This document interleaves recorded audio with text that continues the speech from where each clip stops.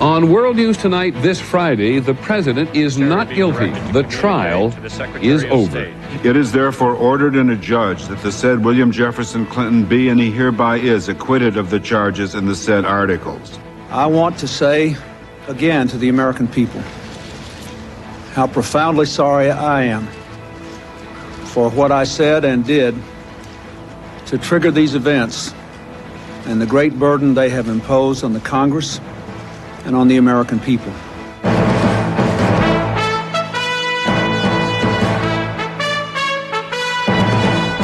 From ABC News World Headquarters in New York, this is World News Tonight with Peter Jennings.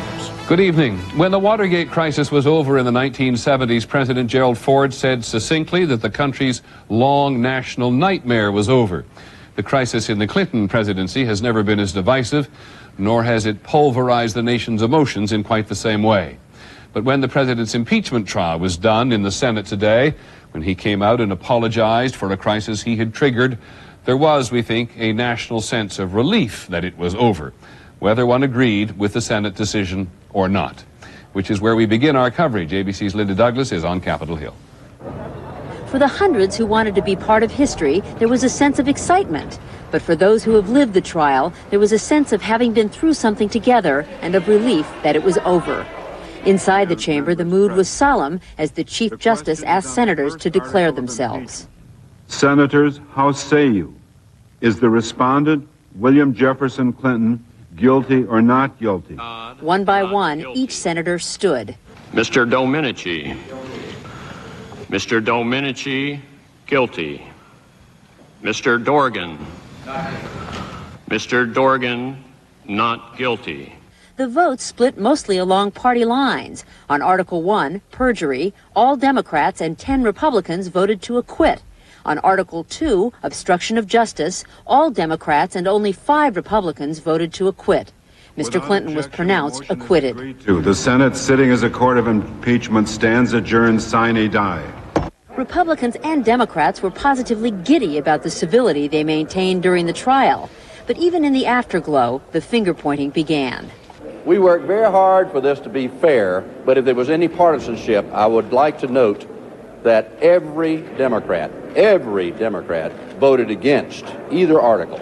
As for the House managers, some could barely conceal their bitterness about the Senate's vote. And it's unfortunate they didn't follow through on their conscience and conviction. Others offered an olive branch to the president. At the end of the day, ladies and gentlemen, William Jefferson Clinton was cleansed today constitutionally. The chief manager said he hopes Kenneth Starr will not pursue the president any further. I don't think indicting and criminally trying him after what we have all been through is going to be helpful to the country. Democrats failed to pass a resolution censuring the president because Republicans wanted them to have to go home and explain why they let Mr. Clinton off the hook. But tonight, all senators flew home to see how much trouble they may be in for the votes they cast today. Peter. Thanks very much, Linda. Linda Douglas on Capitol Hill. There are many people who regard today with less a sense of occasion than a sense of history. It is 7 years exactly since Bill Clinton, facing the Jennifer Flowers scandal in the middle of the New Hampshire presidential primary, made a speech in which he vowed to fight on till the last dog dies. And then, as an Associated Press reporter put it so well today, he continued on with a career of ruin and renewal. ABC's Sam Donaldson was in New Hampshire then, and he's at the White House now. Sam. Peter, the president's resiliency and apparent lack of shame and apparent detachment of all of this has amazed people from the very beginning. Here today he won a big victory, and you would have thought that he would want to watch the votes that gave it to him. But not so, we're informed. He waited until his chief of staff called him on the telephone to tell him of the results. And then, when it was all over, he came to the Rose Garden to give a brief address that seemed to hit all the right notes. I want to say again to the American people how profoundly sorry I am for what I said and did to trigger these events and the great burden they have imposed on the Congress and on the American people. I hope all Americans here in Washington and throughout our land will rededicate ourselves to the work of serving our nation and building our future together. This can be, and this must be, a time of reconciliation and renewal for America. In your heart, sir, can you forgive and forget? I believe any person who asks for forgiveness has to be prepared to give it. In a written statement to his staff, the president said he understood he'd made their work harder. I'm profoundly sorry. And what about the mood at the White House on this day of acquittal? I think naturally this coming to an end brings relief both to the president, to people here at the White House. The president's legal team, in a rare move away from their desks, went out to lunch together, which seems natural, having won their case. But Press Secretary Lockhart resisted any suggestion of celebration. We can be relieved it's over, but there's really nothing to celebrate. In fact, the president plans no party of his own tonight, just a quiet dinner in with his wife and a few close friends. The watchword here now is forward, in the hope that congressional Republicans will find it in their own interest to cooperate in tackling some big issues, and in so doing, help the president rehabilitate his damaged image. Peter? Thank you very much, Sam. Sam Donaldson at the White House. Now we're joined by Jackie Judd, who covered this story for us, by Cokie Roberts, who's watched it all from the Hill, and by George Stephanopoulos, who knows the president better than anybody. But let me start with Jackie. Jackie, anything more from Ken Starr, or is this over? Well, he does have some matters to clear up. There are a couple of trials with secondary characters in this scandal still to go through. But in terms of the critical aspect related to the president, will he be indicted while he is in office? Peter, that appears to be very unlikely. First of all, if Ken Starr ever tried to do that, it would be litigated. And by the time the courts dealt with it, Mr. Clinton probably would be out of office anyway. Also, I talked to someone today who is familiar with Starr's thinking, who says that, disingenuous as the critics may think this is, that Starr respects the integrity of the office of the president, and he would do nothing to undermine that.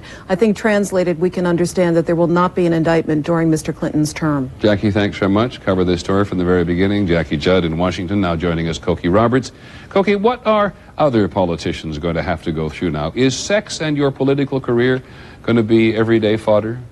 Well, we have to see, Peter. Larry Flynt, after all, is still there, threatening to reveal things that he's learned about certain Republican Publisher members. of Hustler magazine. That's right. And really what we've learned so far is that if somebody's got tape recordings, you've got a problem. After all, President Clinton's problems with Jennifer Flowers were not just her word, it was tape recordings. With Monica Lewinsky, tape recordings and address. With Bob Livingston, apparently, they were tape recordings.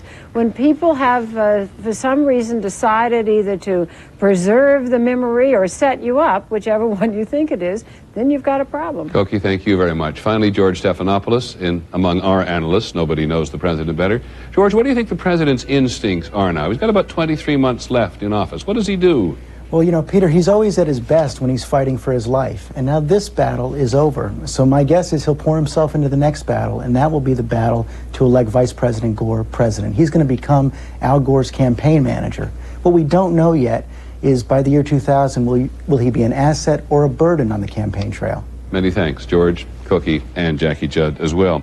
The last 5 weeks have been unique for the Chief Justice of the United States, William Rehnquist. He's one of the nation's preeminent experts on the impeachment, knows even more today.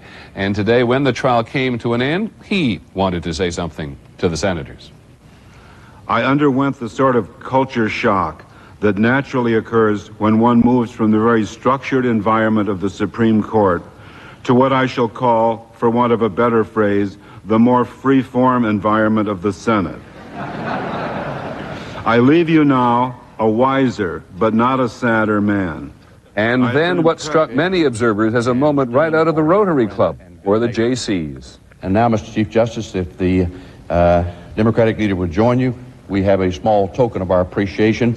We have a tradition in the Senate that after you've presided over the Senate for 100 hours, we present you with the Golden Gavel Award. And I'm not sure it quite reached 100 hours, but it's close enough.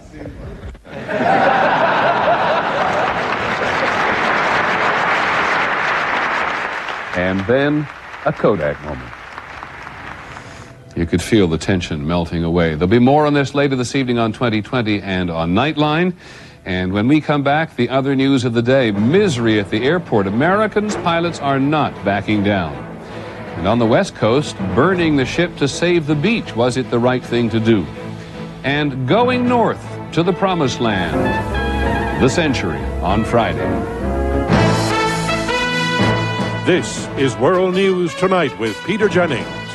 Brought to you by Mitsubishi Motors. In the other news, it was another bad day for American Airlines and those who would travel on many of their routes. For a week now, the country's second biggest airline has been undermined by many members of its pilots union, even though a federal judge ordered the pilots back to work. Once again, here's ABC's Ron Claiborne. The back-to-work order had no effect at all on American pilots. Hundreds of pilots called in sick again, forcing American to cancel half its flights. Passengers are vowing revenge. I never fly American anyway. It's the one time I've flown, and I'll never fly them again. Never again in my whole life. But avoiding American Airlines will not be as easy as it sounds. On some routes, passengers have almost no choice.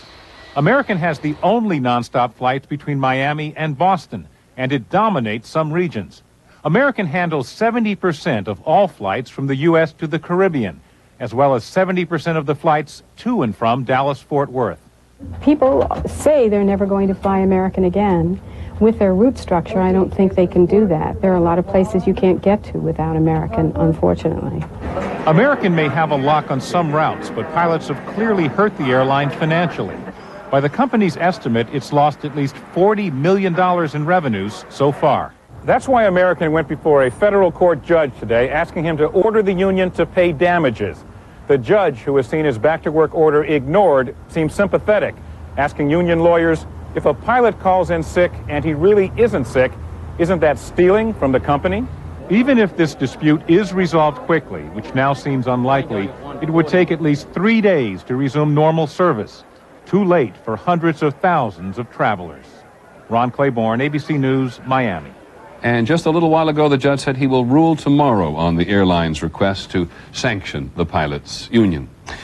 On the money tonight, the end of a very volatile week on Wall Street. One day the market's up like a rocket. The next day it's down. The Dow Jones Industrial Average was down today more than 88 points to close at 92.74. On the NASDAQ, stocks were down 83 points, erasing most of yesterday's gains. The growing number of online brokers is creating a bigger demand for membership on some regional stock exchanges. A seat on the Chicago Exchange just went for $135,000, and that's a record. Another example of advertising everywhere. The Pennsylvania Turnpike Commission is selling advertising space on the receipts it hands to the drivers when they pay the toll. 38 million receipts are handed out every year. So far, the ads are for photocopying and for discount stationery. And Valentine's Day, we know, is big business as well, but the Wall Street Journal estimates today that $10 billion will be spent this year. $10 billion on flowers and candy and a nice dinner out. In a moment, the fire in the surf. Can they prevent an environmental disaster off the coast of Oregon?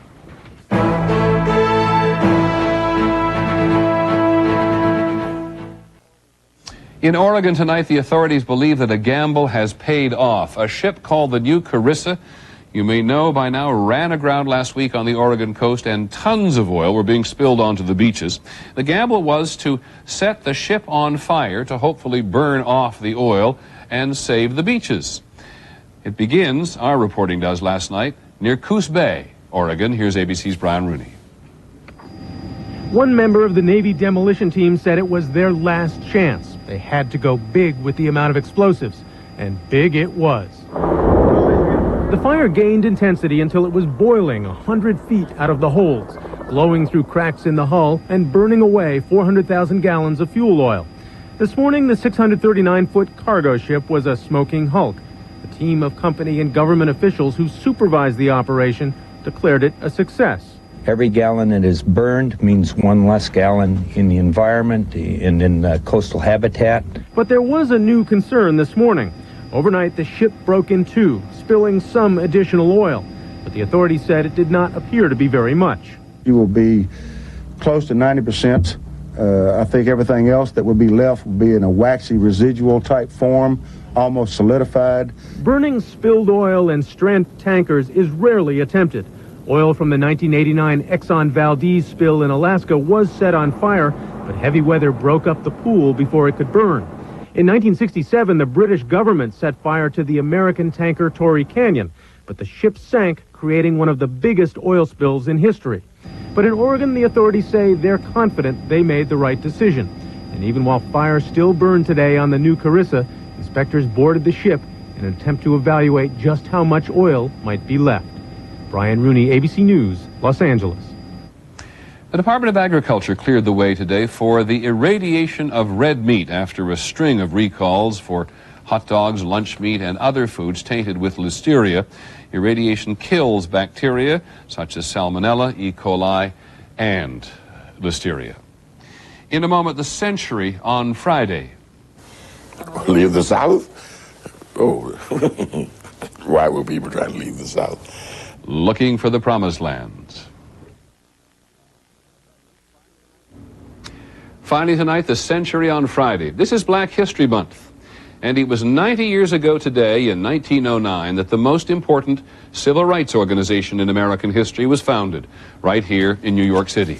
The National Association for the Advancement of Colored People, we mentioned tonight, in New York, because at the beginning of the century, 4 out of every 5 black Americans still lived in the rural South. Tonight, a closer look at the journey which transformed America.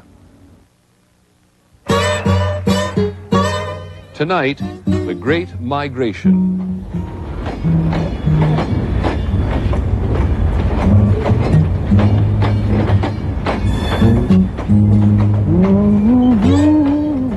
I was 8 years old. All it was to me was a great train ride. I was going to go to Chicago. They bought me a nice brand new suit to wear. My mom had bought me a nice little cap. This was happening all over the South, and the freedom of coming to some place with me as an 8-year-old, I'm going all right.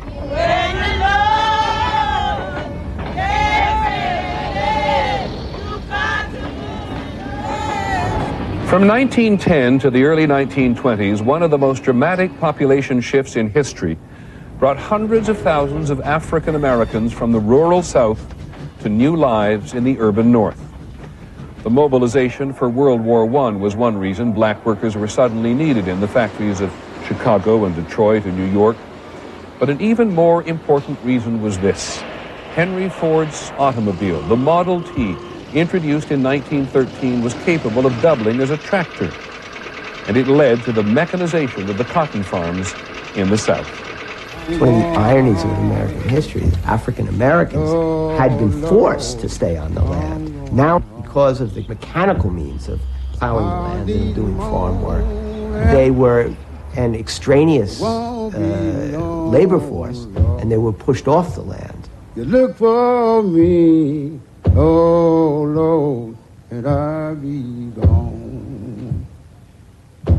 Chicago was a favorite destination in part because the Chicago Defender, the nation's largest black newspaper, encouraged Southern blacks to go there. The paper published train schedules and distributed them throughout the South. The paper promoted songs that encouraged people to come north, with lyrics that borrowed in tone from the book of Exodus. Oh, pilgrim. There were only 44,000 African Americans living in Chicago in 1910. By 1930, there were 250,000.